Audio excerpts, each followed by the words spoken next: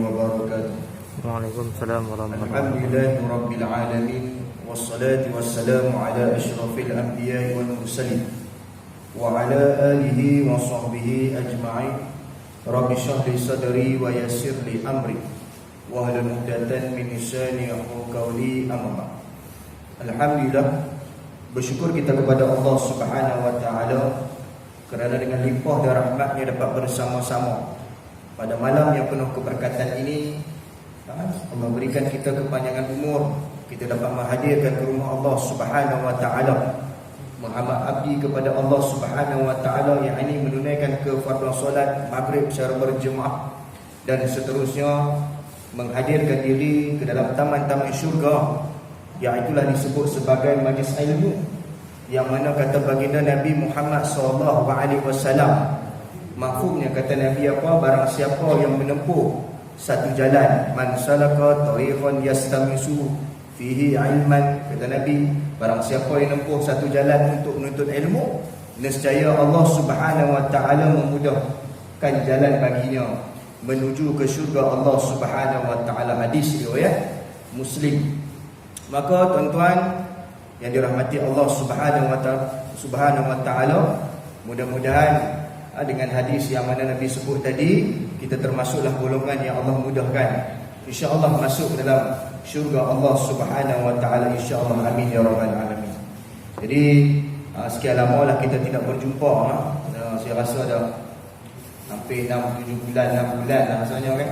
Start PKP bulan 3 kan, Perintah Kawalan Pergerakan bulan 3, 4, 5, 6, 7, 8, bulan 9, bulan 8 rumah, mana 5 bulan lebih. Lama dah tak jumpa tuan-tuan. Tuan-tuan macam kenal saya? Tak kenal? Sebab ada jambang ni. Saya ke rumah 3 bulan, tak apa-apa, simpan jambang, kuliah pun tak boleh ya. Jadi Alhamdulillah, Allah banyak umur kita jumpa lagi. Alhamdulillah. Kira Allah sayang kita lah. Ada sahabat-sahabat kita Allah dah jemput dah, tapi Allah sayang kita, Allah bagi ke apa panjang umur pada kita. Kita dapat hadiah ke rumah Allah. Alhamdulillah, insya-Allah. Jadi seperti biasalah kita menyambung kuliah bulanan kita. Ini insya-Allah pada malam ni topik yang kita akan bincangkan juga menarik insya-Allah. Yang ini tentang kehidupan kita lah. Saya suka bawa tajuk tentang kehidupan kita. Yang ini berkenaan dengan berbuat zalim, dengan mengambil harta orang lain secara batil. Berbuat zalim dengan mengambil harta orang lain secara batil. Ini yang disenaraikan oleh Imam Az-Zahabi dalam kitab Al-Kabair, yang mana dia menyenaraikan bahawasanya berbuat zalim ini dengan mengambil harta orang lain ini secara batil merupakan di antara dosa-dosa besar, yang mana bukan sekadar dosa besar itu susah nak diampun. Sebab mengambil harta ni dia dua konsep. Kita ambil harta orang dan kita buat dosa besar. Ambil harta orang, dia secara khususnya bukan umum, khususnya kalau kita ambil harta orang, kita kena minta halal ke dia. Ini special sikit. Yang kata berbuat zalim dengan mengambil harta, maknanya hak orang kita ambil, kita rampas, kita tipu. Itu semua tu tuan-tuan. Bukan sekadar cukup kita istighfar, bukan sekadar cukup kita sembahyang taubat nasuha, tak cukup lagi tu. Kata ulama, kita ni kena pi jumpa orang kita buat naya tu. Kita kena pi jumpa orang yang kita penipu tu, ambil harta dia tu, kena minta halal. Kalau tak minta halal, tuan-tuan jadilah atadru namal muflis. Nabi kata nanti hangpa akan tengok sembahyang, keluar zakat, puasa, tapi pahala tak ada. Pasal apa? Muflis. Ini kita akan bincang sekali insya-Allah. Jadi kita faham, bagi faham malam ni insya-Allah. Jadi tuan-tuan dan puan dirahmati Allah Subhanahu wa taala, Allah Subhanahu wa taala melarang orang-orang yang beriman daripada memakan sesama mereka harta secara batil, iaitu melalui cara yang tidak syar'i, cara yang salah, cara yang tidak betul, cara yang diharamkan oleh Allah Subhanahu wa taala. Memakan harta secara batil termasuklah mendapatkan harta melalui cara haram, seperti riba. Riba ni pun kita dah bincang sebelum ni. Yang ni transaksi berkenaan dengan perbankan. Itu riba penambahan dalam hutang, riba al-qad, riba jahiliyah, riba nasi'ah. Maka itu kita dah bincang sebelum ni. Lama lah tahun lepas ni cerita ni. Tak tahu tuan ingat kan. Nah, atau riba ni juga termasuk antara perbuatan yang memakan harta secara batil. Dan Allah Subhanahu wa taala menyebut dalam Quran, dalam surah Baqarah ayat 188, Allah kata wala taqulu amwalakum bainakum bil batil wa tudlu biha ilal hukamin litaqulu fariqan min amwalin nasi bil ismi wa antum ta'lamun. Janganlah kamu makan Allah kata wala taqulu amwalakum bainakum bil batil. Allah kata wala taqulu, macam kita bincang semua ni bab zina kan, wala taqrabu zina, jangan kamu hampiri zina. Dan ayat ini juga Allah mengulang wala taqulu amwalakum bainakum bil batil. Janganlah kamu makan atau ambil harta orang lain.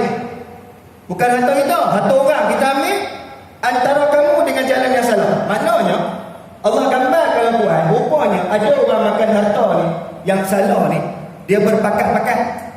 Ambil sikit, ambil sikit, tipu sini sikit, ambil sikit. Tolong buat dokumen sikit bagi tipu orang. Kita ambil lah sikit, makan komisen. Allah sebut nama dah. Allah kata ada di kalangan manusia ni, Allah kata dia ni makan harta ni secara orang kata berjemaah. Benar dengar tak? Apa yang makan harta berjemaah ni selalu? Yang makan berjemaah ni selalu apa? Yang atas haram ni rasuah dia tak buat seorang, dia dah ramai. Pernah dengar rasuah? Tak pernah dengar. Contoh ni belum mana ni? Angguk bedok teruk sangat PKP ni. Nah, Allah sebut jalan salah. Dan jangan pula kamu menghulurkan harta kamu memberi rasuah kepada para pemerintah kerana hendak memakan atau mengambil sebahagian daripada harta manusia dengan berbuat dosa. Allah sebut dah rasuah.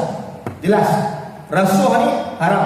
Menghulurkan dengan mengharapkan balasan, menghulurkan dengan mengharapkan sesuatu perkara, bagi hadiah jam Rolex ke, bagi apa kek ke apa ke, mengharapkan sesuatu benda. Kita bagi hadiah tak harap apa tak apa, tapi kalau bagi tu atas kepentingan. Contoh pepatah Melayu kata apa? Ada udang di sebelah batu kan. Mana bagi tu mengharapkan sesuatu. Yang ni kata rasuah. Hulurkan sesuatu perkara kata Allah, dan dia ni memakan harta selama mereka sebahagian daripada harta manusia. Dan Allah sebut wa antum ta'lamun, dan padahal kata Allah kamu mengetahuinya. Salah benda tu. Allah kata padahal kamu mengetahui salahnya. Tahu tak? Dalam Quran Allah dah sebut banyak kali. Allah kata pada kita bahawasanya buat dosa ni salah. Sebab tu Allah kata wa antum ta'lamun, kamu tahu benda tu salah tapi buat juga kan. Tapi tetap buat juga betul. Pasal apa tuan-tuan? Kita tahu rasuah tu salah, kita tahu riba tu salah, pasal apa kita ambil juga? Tuan-tuan ni tak respon langsung. Dah kita tahu benda tu salah, kenapa kita ambil juga? Saja. Kalau tak ada orang ambil lagi, bogi pula. Ada orang dia saja. Ya, saja-saja. Kenapa kamu masuk neraka? Nanti Allah tanya, why you masuk hell? Saja, boleh hell. Kenapa kamu ambil rasuah? Saja. Kenapa kamu makan riba? Saja. Yang banyak jawab itu kan? Saja nak try. Ini tuan-tuan yang mana Allah larang pada kita, terutamanya kepada orang yang beriman. Jangan kamu makan harta sesama kamu, terutamanya bab rasuah ni. Ini tuan-tuan, rasuah ni tuan-tuan ibaratnya seperti apa, anak-anak yang memakan kayu. Cantik di luar, dalamnya buruk. Kalau kita tak cegah, runtuh bangunan. Betul tak? Ni contoh lah, ni tiang apa bata kan, tiang apa simen. Kalau kata ni tiang apa kayu kan, dalam dia ada anak-anak. Kita tengok di luar cantik tuan-tuan, tapi kalau kita tak cegah benda tu, tak musnahkan anak-anak dalam dia, maka akan runtuh semua bangunan disebabkan anak-anak itu. Siapa anak-anak itu? Yang makan rasuah tu kan. Orang yang makan rasuah ni, hidup dia bukan senang. Dia kaya tuan-tuan, tapi hidup dia tak senang. Dan dia takkan pernah cukup selagi mana dia tak dipersalahkan. Sebab tu tengok kalau orang makan rasuah kan, dia mana ada cukup. Mula-mula ambil 1,000, lepas tu 10,000, lepas tu 1,000, hentam 1 juta, hentam 1 juta, hentam 1 bilion, hentam 3 bilion. Selagi mana? Selagi dia tak tertangkap, selagi tu dia ambil. Ada orang tanya ni, tuan-tuan di tengah kerajaan. Kadang-kadang ada yang setengah kita, tuan-tuan, bila office nak buat makan kan, catering, diberi kepada tuan-tuan untuk cari apa orang yang buat catering, tuan-tuan buat competition. Tuan-tuan jangan buat tak tahu. Saya tahu. Buat competition, negotiate dengan orang yang nak buat tender tu. Dia letak contoh syarikat bagi RM10 pada kita. Contoh bos tuan-tuan kata, kita buat satu kepala RM10. Api dah cari untuk 500 orang. Kita negotiate dengan orang yang nak buat apa tender untuk makan tu. Dia kata aku boleh bagi RM8. Tak apa, nak competition tulis RM10, aku nak satu kepala RM2. Saya tanya tuan-tuan, betul ke tak betul itu tu? Ada orang bila bos kata pergi cari, ni kita nak beli pen tuan-tuan. Pen ni kita nak, kita anggarkan satu batang RM1, pergi cari lah. Aku main competition lah 3 syarikat. Dia pun pergi negotiate, pergi cari. Dia tawar pada syarikat, boleh aku bagi tender ni dengan syarat pen ni syarikat tak pada aku, bos tak pada aku satu batang RM1, hang bagi aku 80 sen, aku nak 20 sen. Dia tulis lah competition RM1, sedangkan komisi dia dapat 20 sen daripada satu batang pen. Saya tanya tuan-tuan, itu makan setelah batal ke tak? Tuan-tuan ni tak berani jawab ni. Jaga-jaga tuan-tuan. Jaga-jaga benda tu tengok, alah upah terburuk lah. Ambil benda tu tuan-tuan secara batil. Siapa orang kata? Dia dengan syarikat tu je, betul tak?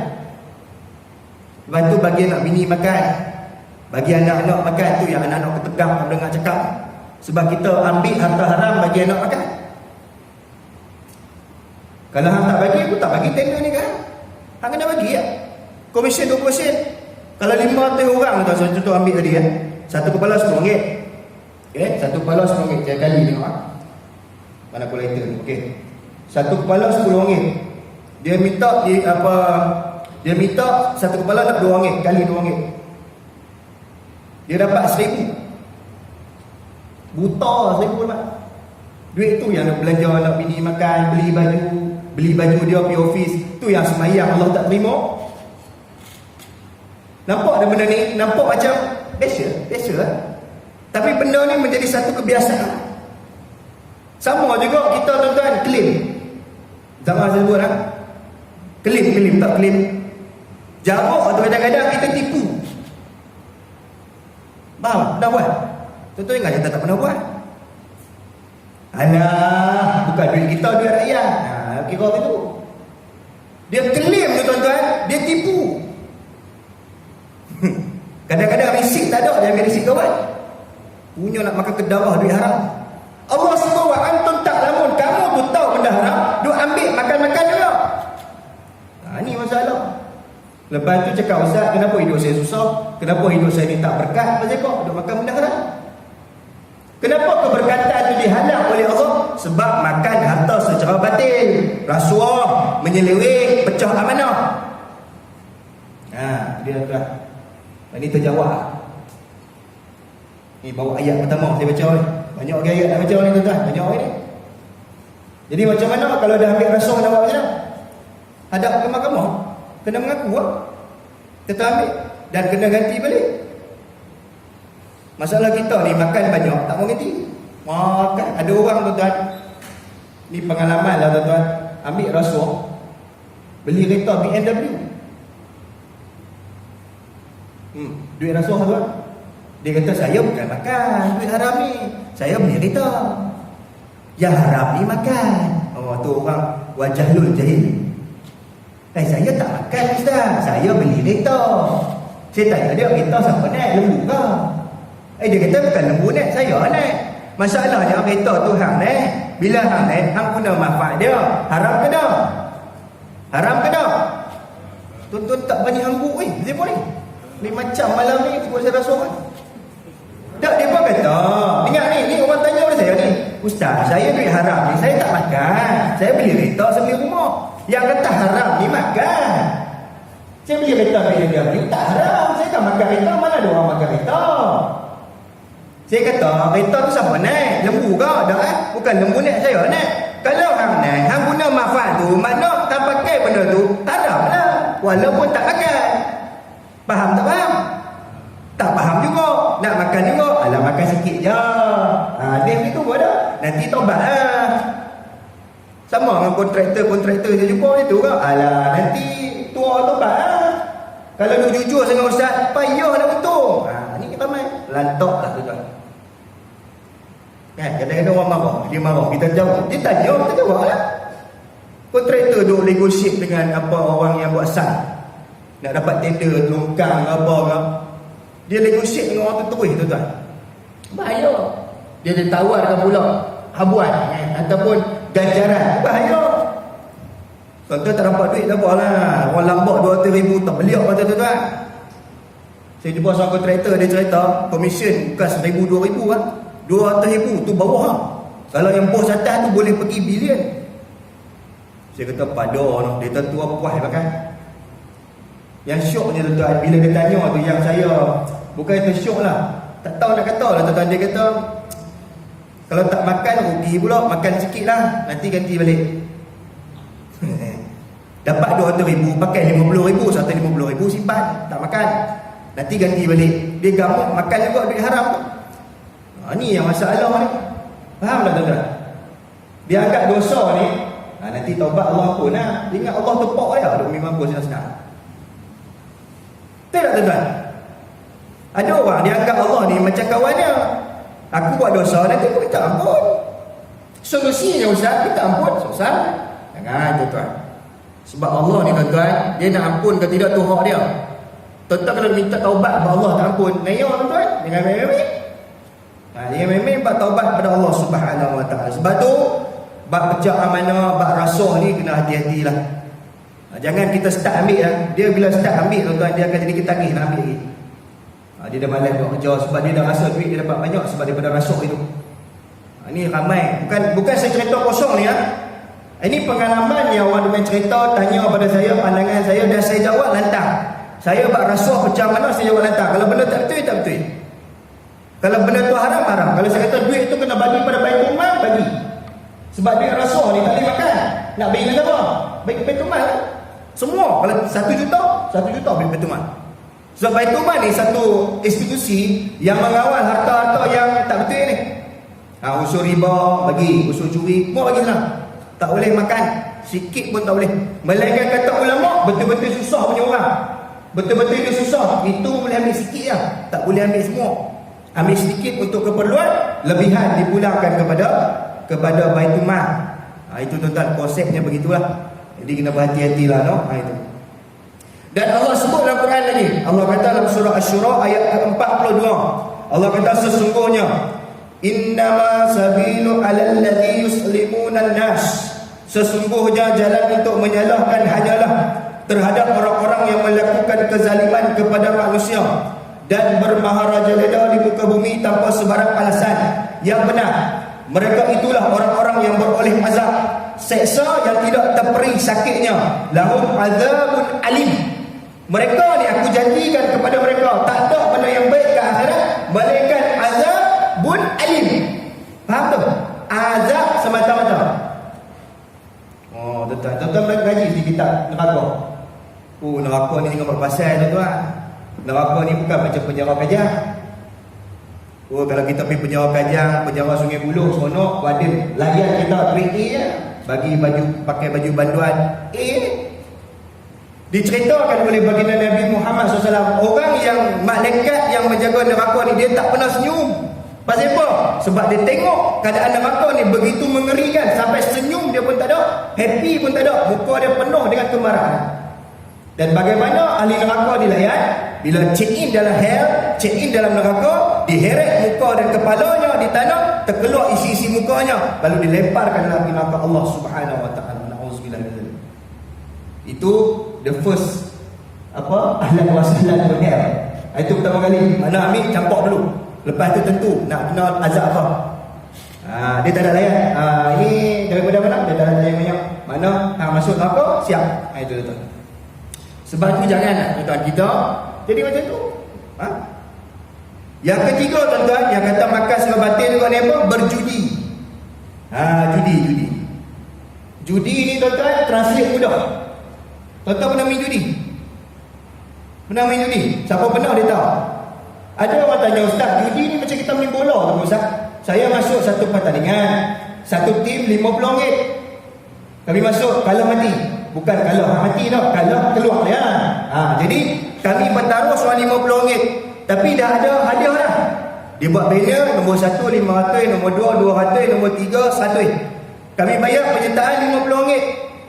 Maka kalau terkeluar daripada pertandingan, adakah itu termasuk dalam judi? Jawab saya tidak. Sebab penganjur sudah menyediakan hadiahnya. Dia tidak menggunakan duit penyertaan untuk dipertaruhkan, dibuat untuk hadiah. Maka dia tidak dikira judi. Faham tak? Melainkan dia tak buat hadiah lagi. Mana duit penyertaan itu contoh 50 tim, RM50 setim, kalilah dengan 50 tim, duit itu diambil untuk buat hadiah. Maka itu dikira sebagai pertaruhan judi. Faham tak konteks tu? Maka ada tuan-tuan ayuran penyertaan dah ada hadiah, maka itu tidak dikira sebagai judi. Sebab dia dah ada orang yang tajam. Maka tu lain cerita. Faham tak? Yang kedua ni saya cerita ni, yang topi main dekat apa? Pampir. Tahu tak pampir? Pernah pergi pampir? Tak pernah pergi? Itu tuan ni. Dia kalau pergi pampir katakan, takkan naik kuda tu tak apa. Kita dengan anak 60 naik kuda. Tak apa, tu tak apa. Yang masalah dia mindat tu. Ada belon kan? Macam mana ustaz tahu? Ustaz tahu saya pergi masa kecil dulu jahil kecil-kecil, jahil. Tua tak pergi dah sebab tahu haram. Tuan-tuan, dia mindat tu ada belon, dalam belon tu ada nombor. Tahu tak? Dia pun balik dak tu, balik-balik kena belon, nombor jatuh, dapat hadiah. Haram ke tak? Tuan-tuan nak balik dak tu, tuan-tuan bayar ke tak? Ke free? Kalau free tu lain cerita. Lah bayar tak? Bila bayar, balik tu kadang-kadang kena, kadang-kadang tak kena. Betul? Kadang-kadang balik 10 hampa tak dapat apa, punya bengang ni hantu bayar orang tu tak dapat apa. Sebab judi ni dia ada kalah dan menang. Yang kalah tu paling bengang. Macam kita main dontru. Main dontru saja tak apa kat judi tu kan, kita main saja. Tak ada pertaruhan. Haram tak hukumnya? Hukumnya tak haram. Yang haram yang bila main dontru tu buka table, lepas tu taruh RM10, RM10, maka itu yang kata haram pertaruhan. Tuan-tuan pergi pampir main tu haram tak boleh. Balik-balik tu dapat bel sesak meja ni. Seronok ke main? Seronok. Ada tu yang guna apa? Yang dark kan? Patung apa? Itik tu. Itik dalam bola tu. Itik dalam bola tu, bau itik tu dia nombor. Dia ambil sempuk tu cedok. Tengok bawah nombor tu, kalau dapat hadiah, dapatlah pen batang. Dapatlah apa bel lah, dapatlah hamper lah kan. Maka itu sebagai satu pertaruhan. Mana kita bagi dan kita dapat hadiah. Ini pertaruhan. Tu kena berhati-hati. Tuan-tuan nak pergi pampir, pergi lah, tak ada masalah. Takkan naik abusi tu, tak apa. Naik kereta belakang kan, bombang, tak apa. Yang tak bolehnya main permainan yang berteraskan itu, maka tidak dibenarkan. Sama main kera. Pernah main kera? Main mahjong. Pernah main mahjong? Mahjong tak nak main? Main mahjong tak apa. Main tak apa. Bila main mahjong ada pertaruhan haram. Lebih baik tak main dah. Benda tu tak main. Tapi kalau tengah main dah macam main kera main pak kan. Tak masalah. Tapi bila main kera ada pertaruhan, tak boleh. Sama tu tengok bola semalam sama lawan final. Saya tak ingat semalam kan, final pagi kan. Tuan-tuan buat pertaruhan dengan kawan tuan-tuan. Kalau kata tim ni menang malam ni, tim ni menang pagi ni, esok belanja nasi kandar. Contoh. Itu pertaruhan tak? Belanja makan nasi, pertaruhan tak? Belanja makan nasi, pertaruhan tak? Tahu lah. Sama lah konteks dia. Tapi tak bagi duit, belanja makan. Dah hati-hati tu. Tengok macam biasa-biasa je lah. Tapi benda tu juga dikira dalam memakan harta secara batin. Allah sebut dalam Quran dalam surah yang sama, surah Asy-Syura ayat yang ke-8. Allah kata apa? Orang-orang yang zalim tidak ada bagi mereka sesiapa pun yang dapat memberikan perlindungan dan pertolongan. Waliyin wala nasir. Allah kata tak ada pertolongan dan perlindungan pada dia. Mana orang yang buat zalim ni makan secara batil, buat zalim pada orang, makan harta secara zalim, maka dia tak ada pertolongan, dia tak ada perlindungan daripada Allah Subhanahu Wa Taala. Sebab tu dia mudah terdedah terkena dengan kecelakaan, dia mudah terdedah terkena dengan musibah, dia mudah terkena dengan benda-benda yang buruk disebabkan tiada perlindungan, tiada pertolongan daripada Allah Subhanahu Wa Taala. Dan pasal apa kadang-kadang kita tuan-tuan doa banyak Allah tak turun pertolongan. Doa punya menangis ni tuan-tuan, tapi pertolongan tak diturunkan oleh Allah. Tolong ni apa? Allah bantu. Murah rezeki, dapat anak. Ada orang doa menangis ayam mata tapi anak tak dapat berpuluh tahun. 10 tahun, 12 tahun tak dapat. Pasal apa tuan-tuan? Sebab banyak makan benda. Banyak makan benda haram. Payah sangat nak sebut haram tuan-tuan ni. Pasal apa? Sebab doa tak mustajab pasal apa? Makan benda haram. Itu antara satu faktor yang menyebabkan orang itu doa tertolak. Cuma semayang ni tuan-tuan, khilaf ulama. Ada semua ulama kata pakai baju haram tu semayang terima, ada semua ulama kata semayang tak diterima. Ada orang dia semayang pakai baju haram, ni baju rasuk dia pakai. Contoh kan saya lah contoh. Relax je baju tu 300 orang bagi kan. Orang tu bagi hadiah nak tender ke apa, dia pakai mes semayang relax. Setengah ulama kata tak diterima, setengah ulama kata diterima. Maka khilaf ulama, kalau kita pegang tak mana pun, tapi tak payah pakai lagi, bagus pakai baju lain. Dan baju boleh tukar tuan-tuan, tak ada masalah. No, itu. Seterusnya tuan-tuan, yang keempat yang kata makan sebab batil ni apa? Menipu. Ni makan sebab batil, menipu. Saya nasihatkan kepada orang yang mana jual insurans. Dia insurans kan, tak kaful ke, prudential ke, AAA ke. Jangan berjanji perkara yang kita tak boleh tunai. Ni kadang-kadang nak jual insurans punya pasal kan, berjanji kalau tuan masuk hospital satu hari RM100. Tiba-tiba dia tak ada ke Allah, orang yang kita advance itu ambil insurans pada kita, dia pun accident, masuk hospital sebulan. Tak ada cover insurans pun yang kita janji tu.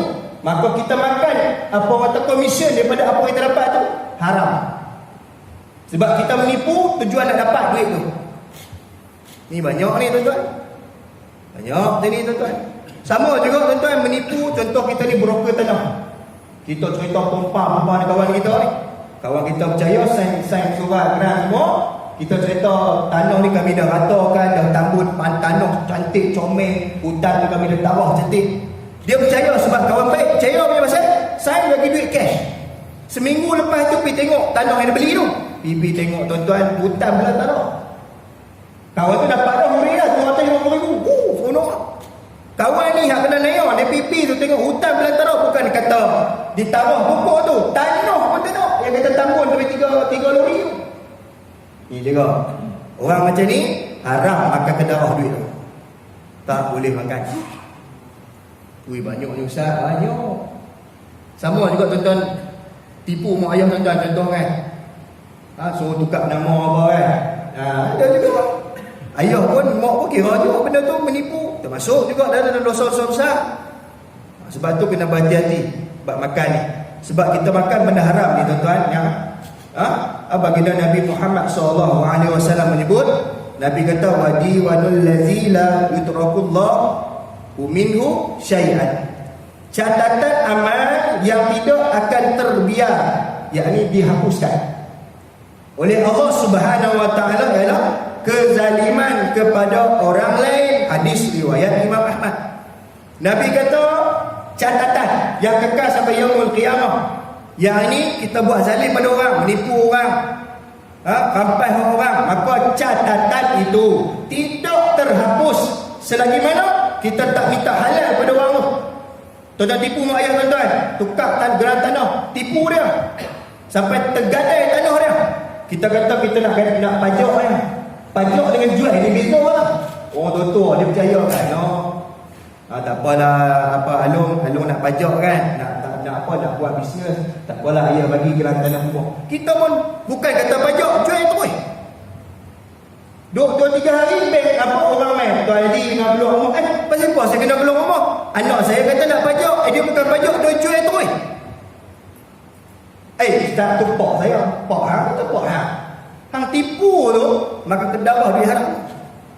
Dan benda ni Nabi kata wadi walul ladzi la yutrakullahu minhu syai'an. catatan ini tidak akan dipadam oleh Allah, melainkan kita ni pergi minta maaf halal pada dia. Tak kira ayah kita ke mak kita, saudara mara kita. Oh, hebat tuan-tuan benda ni. Mana kalau tuan-tuan buat sengah, contoh mati, sembahyang saja, pergi haji. Dengar apa ini? Ada orang dia kata buat amal hapus dosa, ya. Tak ada amal yang boleh hapus dosa, melainkan dosa kecil. Saya ulang, tak ada amal yang boleh hapuskan dosa besar melainkan taubatan nasuh. Mana tuan-tuan pergi haji pun kalau dosa besar tu, tuan-tuan tak taubat kat sana. Contoh dia tak taubat kat Malaysia, tapi depan Kaabah dia bertaubat, ya Allah bayar taubat nasuh ni 2 rakaat, bayar taubat 2 rakaat, dia minta ampun, insya-Allah Allah ampun. Kalau tak pergi haji duk buat macam biasa ikut rukun dan sebagainya, tak minta ampun dan sebagainya, maka benda itu terhalang daripada diampunkan oleh Allah Subhanahu wa taala. Batu berhati-hati kita buat zalim dengan orang. Hati-hati. Mak kita ke, adik-adik kita ke, kawan-kawan kita ke, saudara mara kita, hati-hati tuan-tuan. Kalau tak sempat jumpa mereka tuan-tuan, ayo nak apa ya? Hebat tuan-tuan ya. Tak sempat jumpa minta maaf. Yang Nabi sebut dalam hadis ni yang panjang tuan-tuan, riwayat Muslim, Nabi kata, "Atadruna mal muflis?" Qalu muflisun fina man la dirhama lahu wala mata'a. Ketahukah anda siapa sebenarnya muflis? Ya, Nabi kata, apa nak tahu lah? Aku nak abad kampung ni. Ni terasik kampung ni. Nabi kata, nak tahu dah siapa muflis? Maka kata sahabat, ya Rasulullah, muflis ni kami tahu. Muflis ni maksudnya dia tak ada harta, tak ada duit. Dirham ni pun duit tak ada. Maka kata baginda Nabi Muhammad SAW, bukan muflis harta aku masukkan. Nabi kata, bukan aku kata yang muflis tu harta, tetapi Nabi kata muflis pahala pada hari kiamat. Rupanya dekat dunia pun ada orang muflis disebabkan duit dan harta. Nabi convertkan, ada juga kalangan umat aku, Nabi kata dia ni ada pahala tapi hilang. Ya, betul. Sebagian umatku pada hari itu datang membawa amal solat, puasa, zakat. Nabi kata dia semayang pada ku atimullah wa atimur rasul. Taat dia, jaga semayangnya, zakat bayar on time, puasa pun puasa insya-Allah. Pada masa yang sama kata Nabi, dia juga membawa dosa mengutuk orang, fitnah orang, maki hamun orang, mengambil harta orang, membunuh orang, memukul orang. Nabi kata dia duk gendong pahala banyak semayang, 60 tahun semayang. Dia duk gendong puasa, 60 tahun puasa. Dia duk gendong zakatnya pahala, macam-macam pahala. Tapi Nabi kita malah orang ni, disebabkan dia gendong pahala banyak, sama naik dosa dia dengan orang tu, sama naik dia gendong juga. Oi. Faham ni? Tuan-tuan ni, hari ni macam cerita saya mati pula. Angguk dok, geleng dok. Dan ni cerita ni bukan nak kata tuan-tuan ni nak abang ni, tukang cakap ni pun nak kena nasihat diri juga. Baca sama-sama, fikir sama-sama, brief sama-sama. Kan? Tanya sama-sama. Kita ni buat salah, kita buat betul lah.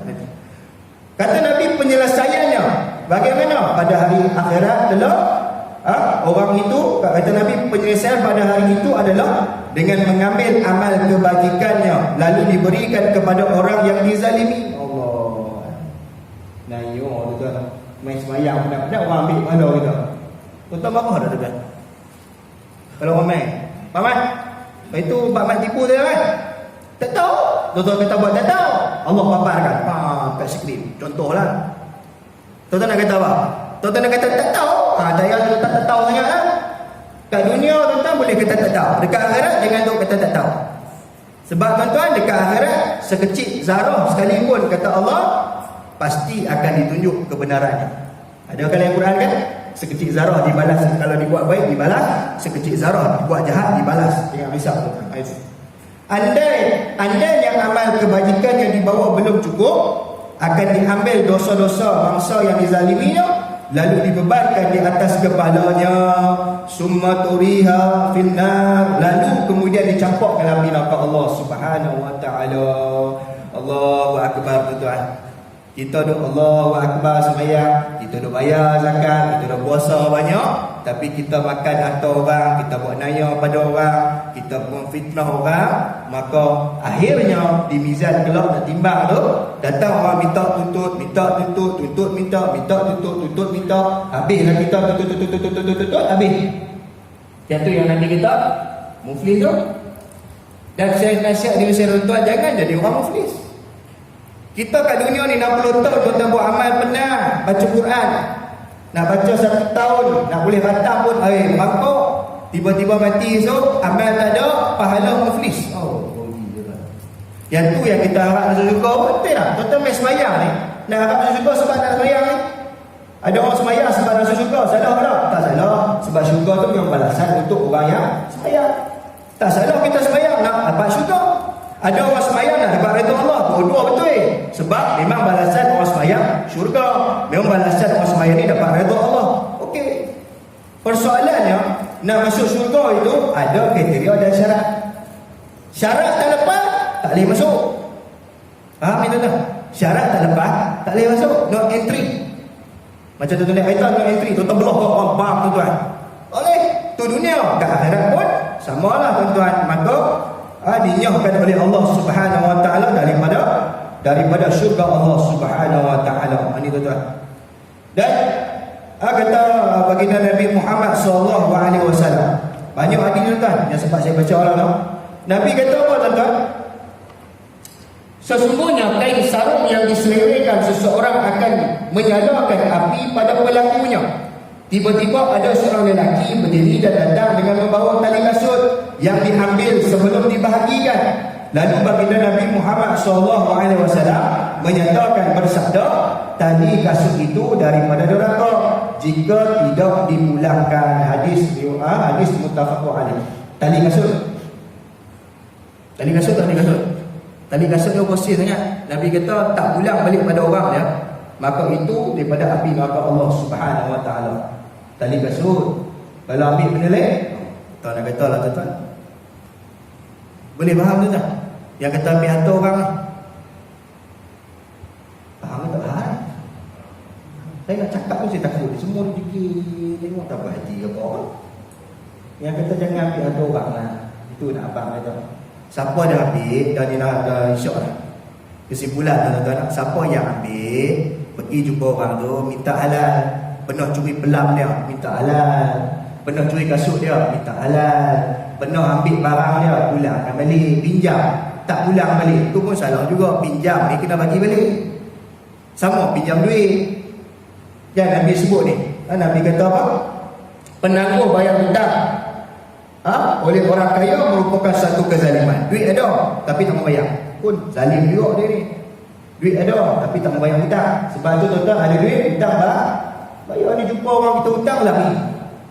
Nak main sembahyang ni kan, tengok kawan tu ada, tak main sembahyang dah, dia pergi sembahyang rumah. Sebab kawan ada, saya kawan tanya, hutang dia bayar oi. Takkan sembahyang lah, hutang tak bayar. Dia tak main sebab kawan dah ni. Sebab tu saya ingat diri saya tuan-tuan, hutang jelaskan, jangan aniaya orang. Kat dunia ni jangan pernah aniaya orang. Kalau kita pernah aniaya orang, pergi minta maaf pada dia. Solusinya mudah. Cakap mudah, nak buat susah. Cakap mudah, nak buat susah. Jadi tuan-tuan fikir-fikirkan anda mampu mengubah. Jadi tuan-tuan saya cukup sekadar dulu yang kata membuat zalim dengan mengambil harta orang lain secara batin. Mudah-mudahan Allah Subhanahu Wa Taala melindungkan kita daripada menjadi orang yang suka merampas hak orang, suka menzalimi orang dan suka menganiaya orang. Insya-Allah mudah-mudahan Allah lindung kita. Jangan ingat, jangan pernah cukup dengan amal yang kita buat. Semestinya amal yang kita buat itu belum pasti membawa kita ke syurga. Kenapa? Disebabkan manusia terhalang kita masuk dalam syurga, disebabkan kezaliman dan penganiayaan kita, pengkhianatan kita kepada orang tersebut. Jadi saya rasa cukup sekadar itu. Pada masuk ke isyak ni 8.34. Tuan-tuan, ada soalan? Tak ada orang? Tak ada? Tak ada orang? Jadi faham lah. Sebab kita makan harta zalim ni mudah aja, minta maaf, ulang kembali harta kita ambil, dan kita bertobatlah kepada Allah Subhanahu Wa Taala. Insya-Allah mudah-mudahan perkara itu dapatlah Allah ampunkan dosa kita. Mudah-mudahan begitu kita menang baik kepada Allah. Sebab Allah ni tuan-tuan Maha Pengasih lagi Maha Penyayang. Jadi tuan-tuan, minta maaf banyak-banyak apa yang saya cakap ada khilaf, ada yang terasa hati, ada yang marah, mohon maaf banyak-banyak. Apa yang saya cakap berdasarkan apa yang saya faham, apa yang saya baca dan apa yang disebut dalam kitab. Tak ada pun saya tambah apa-apa, tak. Bercakap, berteraskan perkara yang benar, maka yang benar itu diangkat oleh Allah. Yang salah itu pastinya menjadi satu benda yang jahat di sisi Allah Subhanahu Wa Taala. Jadi tuan-tuan, sekadar itu saja, insya-Allah kita bertemu lagi dalam sesi yang akan datang pada bulan depan, insya-Allah. Jadi terima kasih atas perhatian dan tumpuan yang tuan-tuan berikan. Jadi sedikit pemakluman, pada esok pagi saya akan berada di TV Al-Hijrah pukul 7 pagi. Jadi tuan-tuan yang mana berkesempatan boleh buka TV Al-Hijrah dan rancangan Assalamualaikum Ustaz yang akan berkumandang yang akan bersiaran di TV Al-Hijrah pada 7 pagi esok. Tajuk yang saya akan bahas di TV Al-Hijrah, solat, rajin solat tapi terjun dalam neraka. Ini sudah pelik klise. Mayak terjun dalam neraka. Pasal apa? Esok kita tahu pasal apa. 20 minit bersama Ustaz Muhammad Yusri Nurasi. Jadi jumpa esok di TV. Dan satu lagi slot hari Jumaat 28 bulan, tanda Allah sayang kita, juga slot yang sama 7 pagi. Jadi tuan-tuan tengoklah, pilih nak tengok mana, esok atau Jumaat nak main ni. Jadi tuan-tuan cukup sekarang tu. Terima kasih banyak, insya-Allah kita jumpa lagi. Wabillahi taufiq wa hidayah. Wassalamualaikum warahmatullahi wabarakatuh.